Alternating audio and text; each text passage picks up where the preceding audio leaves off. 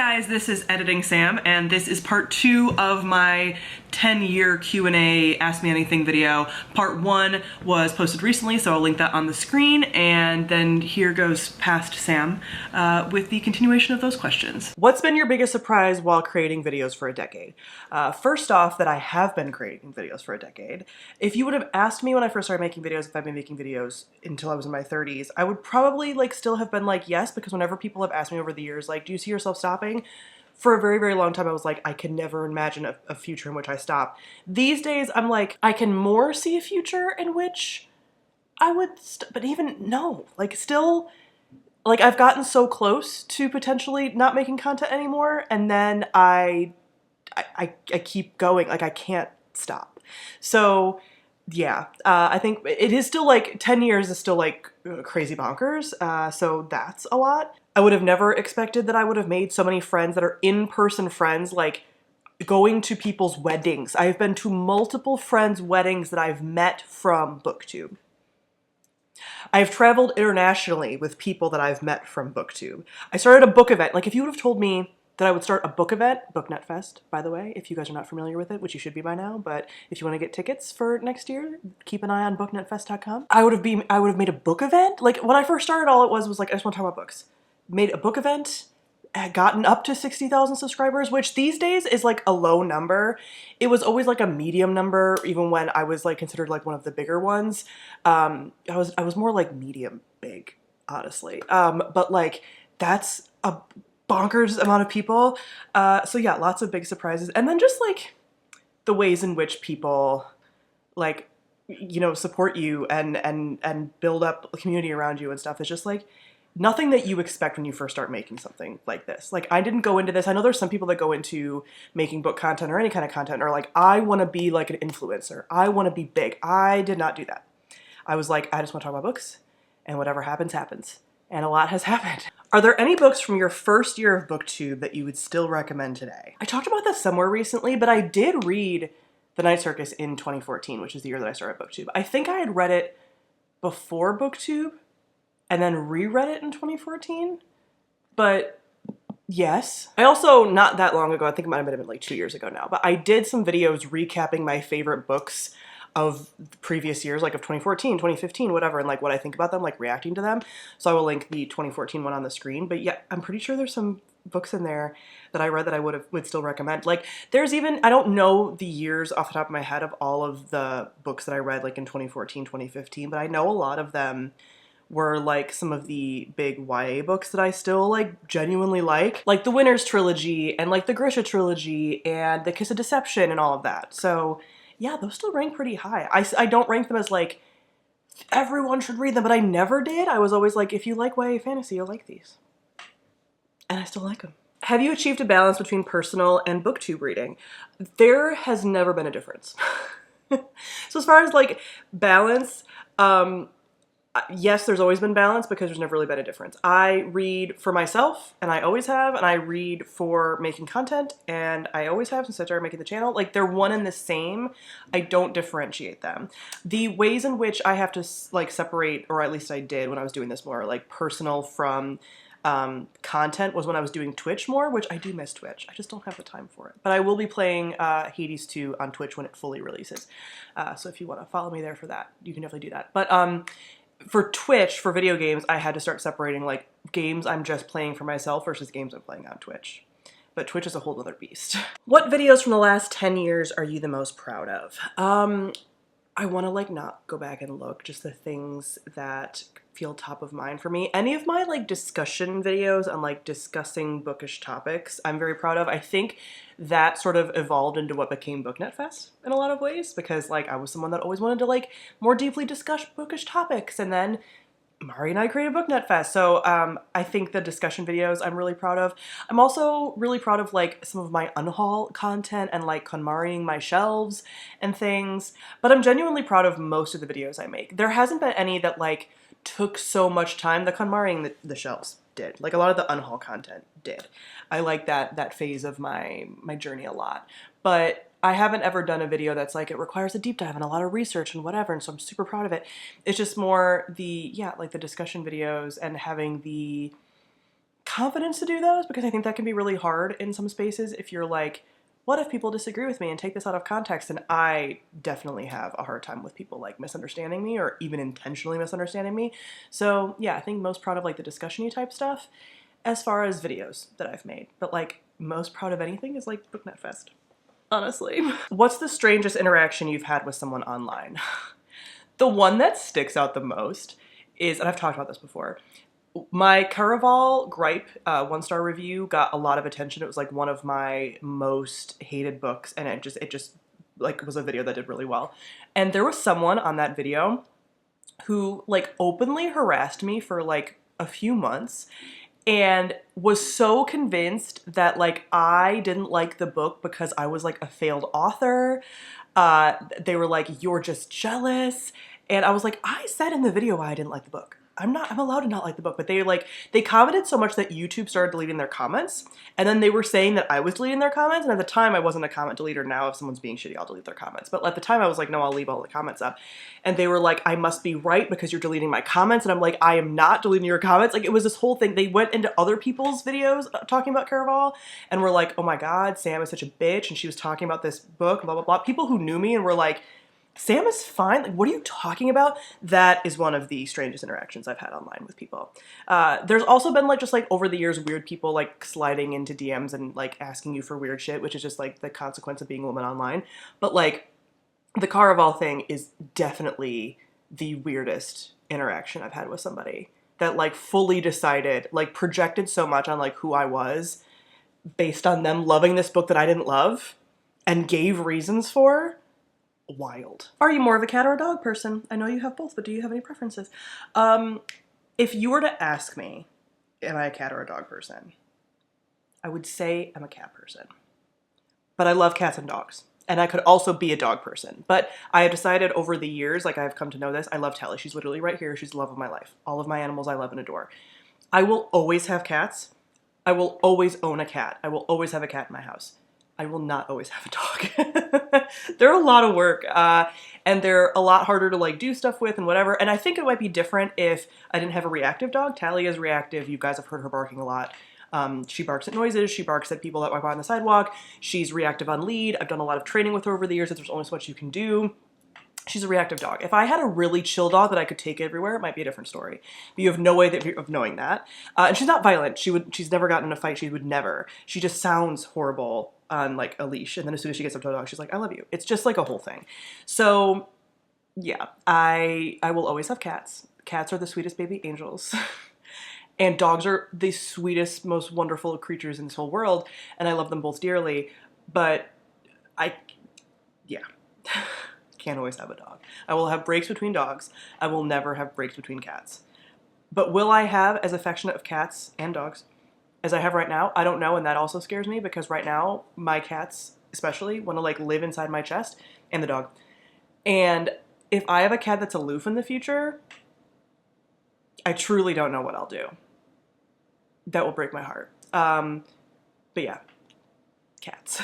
What's a book that you wish had a different ending? Oh man.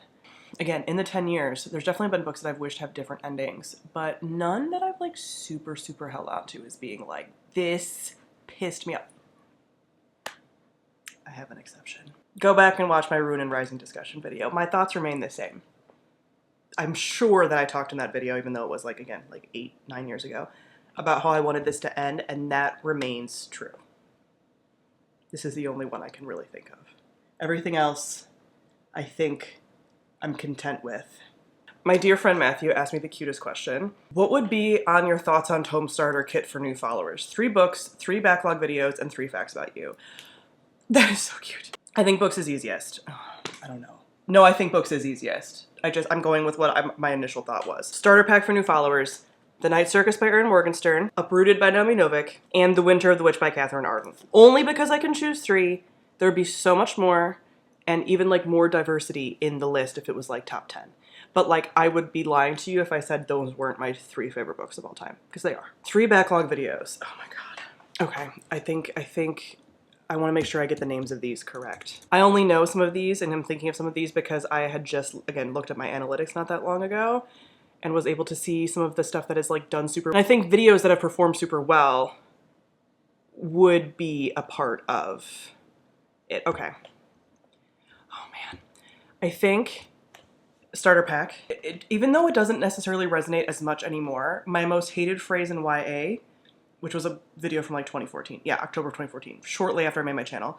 That one is one of my most viewed videos. It has like 70,000 views and still gets people commenting on it to this day. So I feel like it needs to go in the starter pack. KonMariing my TBR, I think that like sort of speaks to, like, that was like, that, again, that big video when I first started unhauling books that kind of gets you to the midpoint of my channel with prioritizing having only the books I really love on my shelf and like downgrading to a smaller collection, but not like a completely sparse collection, just like very intentional collection, which I think is very good for my channel vibes. Ooh, and then I'm really torn. It would either be like the trope talk about angsty slow burn romances, which also is like ranked pretty high, or I would say like I have a Hades Persephone video. I'm trying to let me look at the actual name. Hades and Persephone book chat, or like Hades and Persephone. I definitely did a video. I can't find it now, but I did a video that was like what I want out of Hades Persephone retellings. Like I feel like very torn because they overlap with the like angsty slow burn romances recommendations or like Hades Persephone. I almost feel like you need both. So I'm cheating a little bit. So 4 instead of 3. And then 3 facts about you. I don't know, but like starter pack facts, 3 of them feel so... Okay, starter pack for a new follower. Like information that I feel like a new follower should know. All the tattoos on this arm are of my favorite books. I have other fandom tattoos in other places too, but these are all favorite books. If I was reincarnated as an animal, I'd want to be either a crow or a fox. Maybe just like, I live in Chicago. I love Chicago. It's like new follower information facts. I don't know. That one's harder. That one's harder. Yeah. To be like, new follower, you know, like, what should you know about me? I don't know. Has your witchy journey affected your reading for the positive, I'm hoping? It has not really affected my, so all of, kind of what I was talking about earlier, I have more hobbies than I had when I first started doing bookish content and reading a lot more. So my witchy journey has impacted my reading in the way that like, because I'm doing witchy stuff, I don't have as much time for reading necessarily. But it's also impacted my journey, like my reading journey for the positive, because now I do also read more like witchy books. Also, I think my witchcraft journey has contributed. I mean, some of this was happening before, but I talk a lot about like my history with anxiety and OCD and religious trauma related OCD. And the witchcraft journey has also helped with not feeling as anxious, which allows me to read more books that I couldn't have access to before because of anxiety. So yeah, I read more witchy books and I read more books that would have been outside of my comfort zone pre-witchcraft, like even back when I started my channel. But I do have less time to read, or I have less time to read fiction maybe, because I'm reading witchcraft books or like I'm doing other things, including witchcraft. That's one of my like hobbies and things. There was another witchy question, so I'll just answer this now. Before turning to Wicca, if I'm using the correct wording, which you aren't, but I'll tell you why in a second, where you brought up in another faith. I am not Wiccan, so Wicca is a faith, is a religion. I am not Wiccan, because that is not my religion. Witchcraft is also not a religion, it's a practice. So people can be Wiccan, like all Wiccans are witches, all witches are not Wiccan. So there's different kinds of, like, you can be a Christian witch, you can be a Jewish witch, you can be a pagan witch, you can be whatever, as far as religions. So witchcraft is a spiritual practice, but not tied to a specific religion. So I'm not Wiccan, I'm a witch. But before I was brought up in Christianity, in Lutheran specifically, like I mentioned, a lot of religious trauma around that. I talked about this more on my other channel, where I have a bunch of like more witchcraft content. It's linked down below. I'm not actively uploading that channel though, and if you're interested in witchy content for me, I'm putting that all on Patreon, mostly because as I continue to go on, I want the people that I talk to about that to be kind of smaller community that self-selects in, and it's just like a more personal thing, and so I'm putting it on Patreon specifically. But yeah, if you're interested in more of the witchy stuff, it's over there, and it's in, like, I have other videos previously on that other channel that will stay public and stay up. What book has surprised you the most in the past 10 years? Maybe Gideon the Ninth. But also all the books that I recently included in my weird little books video like, that recently went up. All those books are pretty surprising to me, but Gideon is definitely up there because it's weird, but there's, yeah, lots of weird little books. Your favorite nonfiction books on poly relationships. I'm also interested in this topic. This is another thing that I'm talking about more on Patreon, because again, it's like a topic that some people are sensitive to. I don't want to fight with people on the internet about it all the time. But my favorite books I've read so far on polyamory are by Jessica Fern. So she wrote Polysecure and Polywise. Polysecure came out first, but I think I like Polywise more, but they complement each other. I like them both a lot. Polysecure is actually the book that I read before I became poly. I've had a history with poly of like 15 years. I've known people in the poly community and been very close with and like known philosophically a lot about poly for a very long time before I was poly myself. But this is the book that I read that was like, does this actually really align with my values? Because I've always been somebody who was like, you know, poly always makes sense like theoretically, but like I could never do it. And then I read that and I was like, maybe. And so far so good.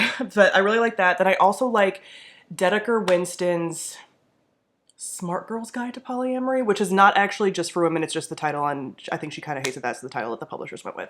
But she's a podcaster on the show Multiamory, which is another show that I really like, about like all relationship styles, but they do focus a lot on non-monogamy, and they also wrote this book, Multiamory, which is not just for polyamory. So if you're still listening and didn't get turned off by the polyamory talk, this is a communication style book for like any relationship. They just use inclusive language for non-monogamous relationships as well.